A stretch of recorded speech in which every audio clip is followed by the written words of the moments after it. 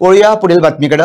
केपेमध्ये पुरातत्व खात्याचं कार्यालय सुरू झाल्याचा माजी उपमुख्यमंत्री बाबू कवळेकर यांचा दावा खोटा असून अशा कोणत्याही कार्यालयाला कधीही अधिकृत मान्यता देण्यात आलेली नाही, असं स्पष्ट प्रतिपादन मंत्री फळदेसाई यांनी केलंय। त्यांनी सांगितलंय की जनतेत गैरसमज पसरवण्याचा प्रयत्न करणाऱ्यांना वस्तुस्थिती माहित असणं अत्यंत आवश्यक आहे। जायते फावटी विधानसभेन हो आवाज जाल्लो आसा, पण हांवें म्हज्या ऑफिसान आर्कायव्ज ऑफिसान डिपार्टमेंटान सगळे बुक्स चेक केले, पण आर्कायव्ज ऑफिस केप्याक आसा हाची खंय नोंदय ना। आनीक म्हाका दिसता आमची प्रिमायसीस भाड्यान घेतली किंवा आमचे स्वताचे अशें खंय नोंद ना। आर्कायव्ज ऑफिस आनी बाकीच्यो ज्यो गोश्टी आहा ती केप्याक सुरू जाले ना।